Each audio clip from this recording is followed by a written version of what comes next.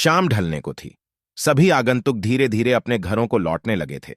तभी बीरबल ने देखा कि एक मोटा सा आदमी शर्माता हुआ चुपचाप एक कोने में खड़ा है। बीरबल उसके निकट आता हुआ बोला, लगता है तुम कुछ कहना चाहते हो। बेहिचक कह डालो जो कहना है। मुझे बताओ, तुम्हारी क्या समस्या है? वह मोटा व्यक्ति सकुचाता हुआ बोला, मेरी समस्या यह है कि मैं पढ़ा लिखा नहीं हूं। मैंने अपनी शिक्षा पर ध्यान नहीं दिया, जिसका मुझे खेद है। मैं भी समाज में सिर उठाकर सम्मान से जीना चाहता हूं, पर अब नहीं लगता है ऐसा कभी नहीं हो पाएगा। नहीं, कोई देर नहीं, ऐसा जरूर होगा यदि तुम हिम्मत न हारो और परिश्रम करो। तुम में भी योग्यता है, बीरबल ने कहा, लेकिन ज्ञान पाने में तो सालों लग जाएंगे। मोटे आदमी ने कहा, मैं इतना इंतजार नहीं कर सकता। मैं तो यह जानना चाहता हूं कि क्या कोई ऐसा तरीका है कि चुटकी बजाते ही प्रसिद्धि मिल जाए। प्रसिद्धि पाने का ऐसा आसान रास्ता तो कोई नहीं है, बीरबल बोला। यदि तुम वास्तव में योग्य और प्रसिद्ध कहलवाना चाहते हो तो मेहनत तो करनी ही होगी, वह भी कुछ समय के लिए। यह सुनकर मोटा आदमी सोच में डूब गया। नहीं, मुझमें इतना धैर्य नहीं है। मोटे आदमी ने कहा, मैं तो तुरंत ही प्रसिद्धि पाकर पंडित जी कहलवाना चाहता हूं।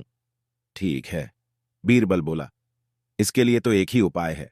कल तुम बाजार में जाकर खड़े हो जाना। मेरे भेजे आदमी वहां होंगे जो तुम्हें पंडित जी कहकर पुकारेंगे। वे बार बार जोर जोर से ऐसा कहेंगे। इससे दूसरे लोगों का ध्यान इस ओर जाएगा, वे भी तुम्हें पंडित जी कहना शुरू कर देंगे। ऐसा होना स्वाभाविक भी है, लेकिन हमारा नाटक तभी सफल होगा जब तुम गुस्सा दिखाते हुए उन पर पत्थर फेंकने लगोगे या हाथ में लाठी लेकर उनको दौड़ाना होगा तुम्हें। लेकिन सतर्क रहना, गुस्से का सिर्फ दिखावा भर करना है तुम्हें, किसी को चोट नहीं पहुंचनी चाहिए।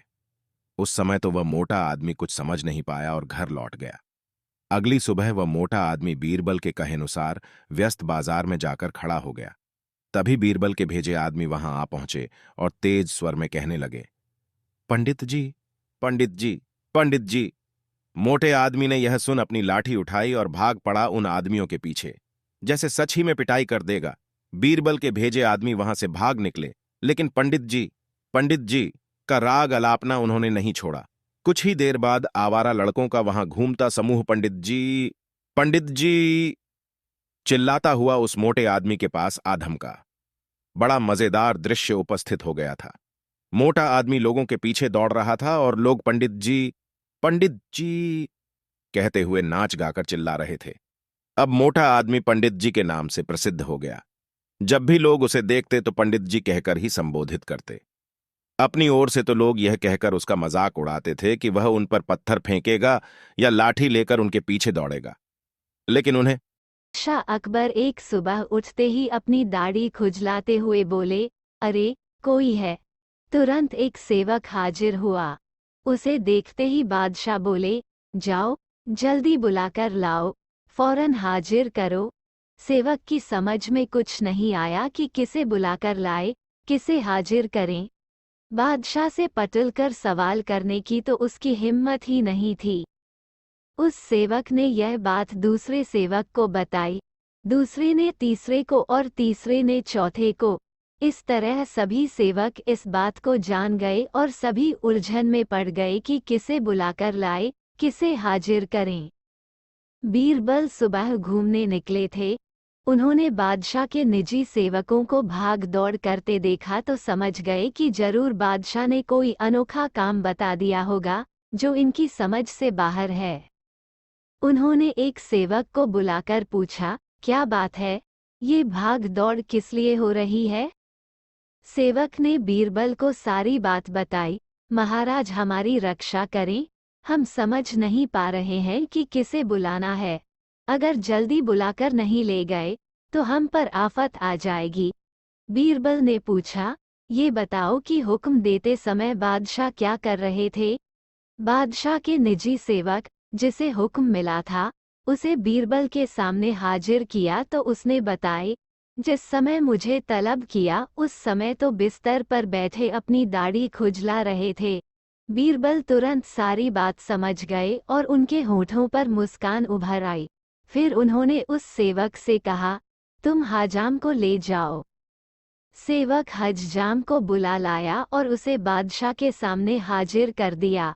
बादशाह सोचने लगे, मैंने इससे ये तो बताया ही नहीं था कि किसे बुलाकर लाना है। फिर यह हज्जाम को लेकर कैसे हाजिर हो गया? बादशाह ने सेवक से पूछा, सच बताओ, हज्जाम को तुम अपने मन से ले आए हो या किसी ने उसे ले आने का सुझाव दिया था? सेवक घबरा गया, लेकिन बताए बिना भी तो छुटकारा नहीं था। बोला, बीरबल ने सुझाव दिया था, जहांपना। बादशाह बीरबल की बुद्धि पर खुश हो गया। एक दिन बीरबल दरबार में देर से पहुंचा। जब बादशाह ने देरी का कारण पूछा तो वह बोला, मैं क्या करता हुजूर, मेरे बच्चे आज जोर जोर से रोकर कहने लगे कि दरबार में न जाऊं। किसी तरह उन्हें बहुत मुश्किल से समझा पाया कि मेरा दरबार में हाजिर होना कितना जरूरी है। इसी में मुझे काफी समय लग गया और इसलिए मुझे आने में देर हो गई। बादशाह को लगा कि बीरबल बहानेबाजी कर रहा है। बीरबल के इस उत्तर से बादशाह को तसल्ली नहीं हुई। वे बोले, मैं तुमसे सहमत नहीं हूँ। किसी भी बच्चे को समझाना इतना मुश्किल नहीं जितना तुमने बताया। इसमें इतनी देर तो लग ही नहीं सकती। बीरबल हंसता हुआ बोला, हुजूर, बच्चे को गुस्सा करना या डपटना तो बहुत सरल है, लेकिन किसी बात को विस्तार से समझा पाना बेहद कठिन। अकबर बोले, मूर्खों जैसी बात मत करो। मेरे पास कोई भी बच्चा लेकर आओ, मैं तुम्हें दिखाता हूँ कि कितना आसान है ये काम। ठीक है, जहाँपनाह। बीरबल बोला, मैं खुद ही बच्चा बन जाता हूँ और वैसा ही व्यवहार करता हूँ। तब आप एक पिता की भांति मुझे संतुष्ट करके दिखाएं। फिर बीरबल ने छोटे बच्चे की तरह बर्ताव करना शुरू कर दिया। उसने तरह तरह के मुंह बनाकर अकबर को चिढ़ाया और किसी छोटे बच्चे की तरह दरबार में यहाँ वहाँ उछलने कूदने लगा। उसने अपनी पगड़ी जमीन पर फेंक दी। फिर वह जाकर अकबर की गोद में बैठ गया और लगा उनकी मूंछों से छेड़छाड़ करने। बादशाह कहते ही रह गए, नहीं नहीं मेरे बच्चे, ऐसा मत करो, तुम तो अच्छे बच्चे हो ना। सुनकर बीरबल ने जोर जोर से चिल्लाना शुरू कर दिया। तब अकबर ने कुछ मिठाइयाँ लाने का आदेश दिया, लेकिन बीरबल जोर जोर से चिल्लाता ही रहा। अब बादशाह परेशान हो गए, लेकिन उन्होंने धैर्य बनाए रखा। वह बोले, बेटा, खिलौनों से खेलोगे? देखो कितने सुंदर खिलौने हैं। बीरबल रोता हुआ बोला, नहीं, मैं तो गन्ना खाऊंगा। अकबर मुस्कराए और गन्ना लाने का आदेश दिया। थोड़ी ही देर में एक सैनिक कुछ गन्ने लेकर आ गया, लेकिन बीरबल का रोना नहीं थमा। वह बोला, मुझे बड़ा गन्ना नहीं चाहिए, छोटे छोटे टुकड़े में कटा गन्ना दो। अकबर ने एक सैनिक को बुलाकर कहा कि वो एक गन्ने के छोटे छोटे टुकड़े कर दे। ये देखकर बीरबल और जोर से रोता हुआ बोला, नहीं, सैनिक गन्ना नहीं काटेगा, आप खुद काटें इसे। अब बादशाह का मिजाज बिगड़ गया, लेकिन उनके पास गन्ना काटने के अलावा और कोई चारा न था, और करते भी क्या, खुद अपने ही बिछाए जाल में फंस गए थे वह। गन्ने के टुकड़े करने के बाद उन्हें बीरबल के सामने रखते हुए बोले, अकबर, लो इसे खा लो बेटा।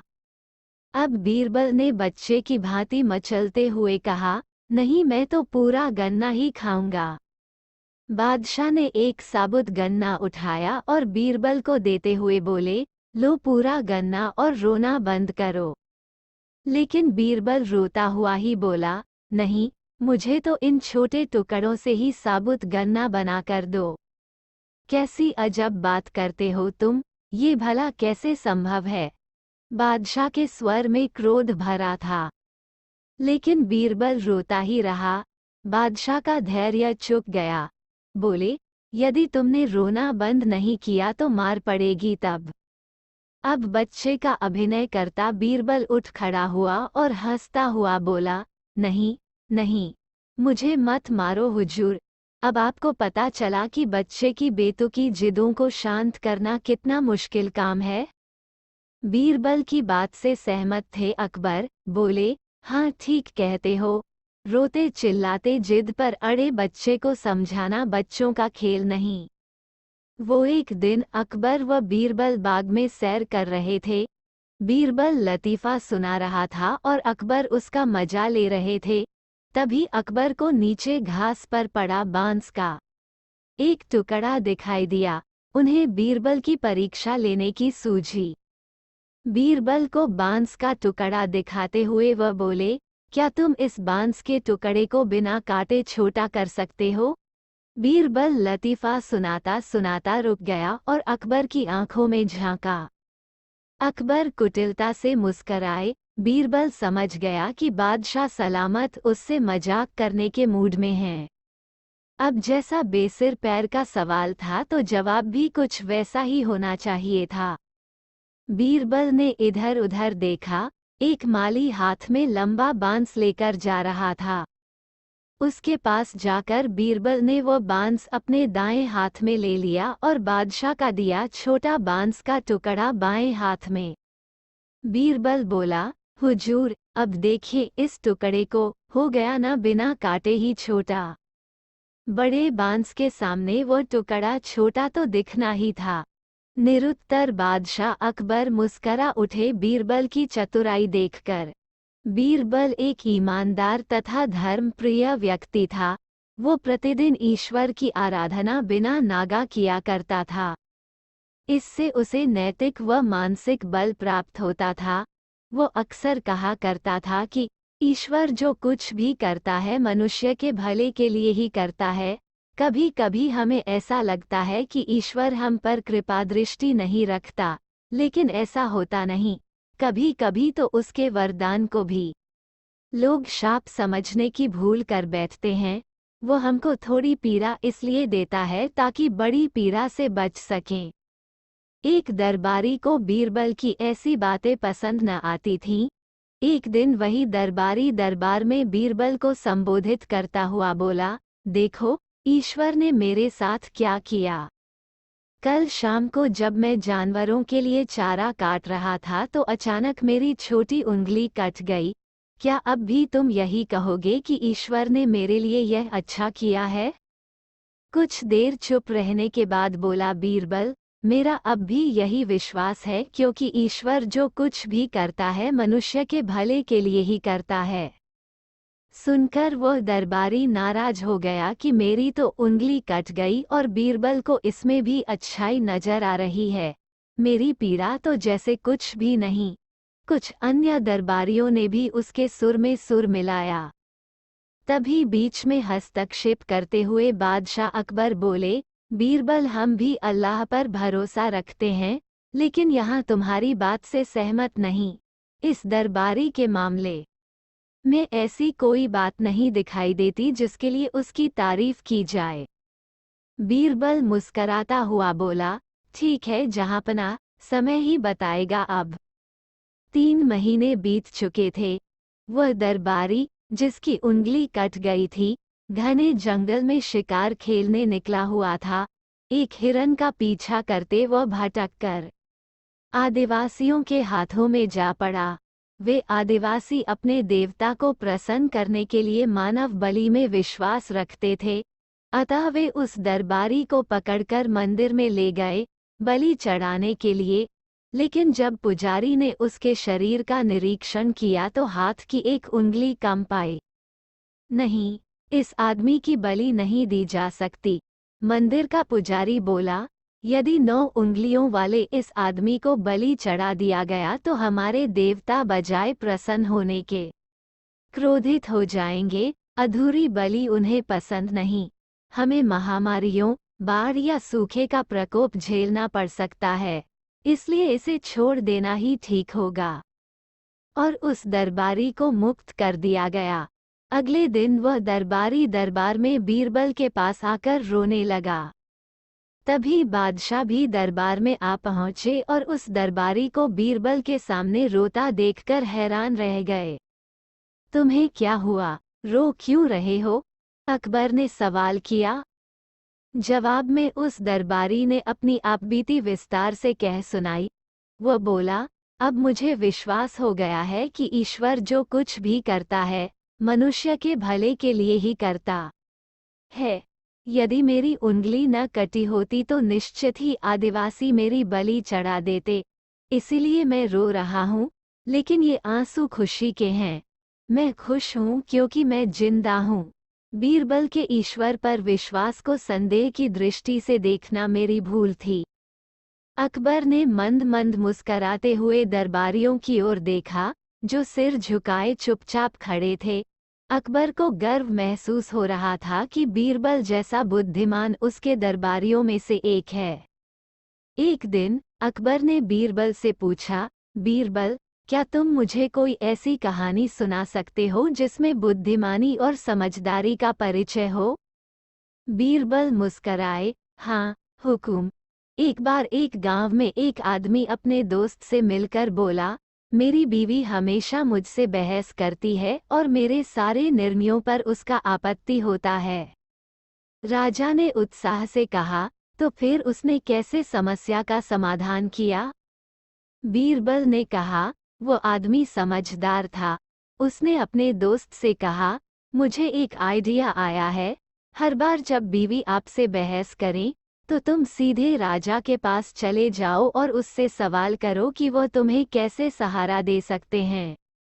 राजा ने हंसते हुए कहा, क्या हुआ फिर? बीरबल ने कहा, जैसा उसने कहा वैसा ही हुआ। जब बीवी ने फिर से बहस शुरू की, तो वह आदमी सीधे राजा के पास चला गया। राजा ने ध्यानपूर्वक सुना और फिर उसे बुद्धिमानी से समस्या का समाधान दिया। राजा ने बीरबल को सराहा, तुम्हारी कहानी से सीखने को मिलता है कि समस्याओं का समाधान समझदारी से होता है। एक दिन अकबर ने बीरबल से पूछा, बीरबल, तुम्हें लगता है कि तुम मेरे से बुद्धिमान हो? बीरबल मुस्कराए, जी हाँ, बादशाह। मुझे एक कहानी आता है जो बुद्धिमानी की शिक्षा देती है। राजा ने कहा, सुनाओ फिर, वह कहानी क्या है? बीरबल ने शुरू किया, बादशाह, एक बार एक गांव में एक व्यापारी रहता था जिसका नाम रामगोपाल था। वह बहुत ही चतुर और बुद्धिमान आदमी था। एक दिन उसे एक बड़ा आर्थिक संकट आया। उसने अपने समस्या का समाधान करने के लिए बहुत सोचा और फिर एक उत्तम योजना बनाई। वह गांव वालों के साथ मिलकर एक साझेदारी बनाई और समस्या का समाधान किया। राजा ने इंटरेस्ट से पूछा, वह योजना क्या थी? बीरबल ने कहा, राजा, रामगोपाल ने गांव वालों से मिलकर एक साझेदारी बनाई, जिसमें सभी ने अपनी जरूरत के हिसाब से धन दान किया और उन्होंने एक सामूहिक व्यापार शुरू किया। इससे समस्या हल हो गई और सभी का फायदा हुआ। राजा ने मुस्कराते हुए कहा, तुम बुद्धिमान हो, बीरबल। तुम्हारी कहानी से हमें सीखने को मिलता है कि समस्याओं का समाधान सामूहिकता में होता है। एक दिन अकबर ने बीरबल से पूछा, बीरबल, तुम मुझे कोई ऐसी मजेदार कहानी सुनाओ जिससे हम सभी हंसी में डूब जाएं। बीरबल मुस्कराए, हाँ, बादशाह। एक गांव में एक आदमी रहता था जिसका नाम मोहन था। एक दिन उसने अपने दोस्त से कहा, मेरे पास बहुत सारे दोस्त हैं, लेकिन एक भी ऐसा दोस्त नहीं है जो मेरी खुशी में शामिल हो। उसके दोस्त ने कहा, तुम्हें ऐसा दोस्त मिलेगा कैसे? मोहन ने मुस्कराते हुए कहा, मैंने सोचा है कि अगले 7 दिनों तक मैं हर दिन किसी को 1000 रुपये दूंगा और देखूंगा कौन सा दोस्त मेरी खुशी में शामिल होता है। दोस्त हैरान होकर पूछा, तुम ऐसा क्यों करना चाहते हो? मोहन ने हंसते हुए जवाब दिया, देखो, मेरी जेब में सिर्फ 7000 रुपये हैं, और मैं जानना चाहता हूँ कौन मेरा सच्चा दोस्त है, जो मेरी दरिद्रता में भी मेरे साथ है। बीरबल और अकबर दोनों हंसी में भरपूर हो गए। महाराजा अकबर बीरबल की हाजिर जवाबी के बड़े कायल थे। उनकी इस बात से दरबार के अन्य मंत्री मन ही मन बहुत जलते थे।